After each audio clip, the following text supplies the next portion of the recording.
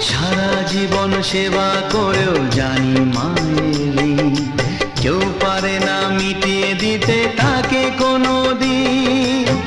তোমারই আশীর্বাদে জীবনের প্রতি পদে যেন আমি রাখতে পারি তোমারই সুনাম মা, ও মা।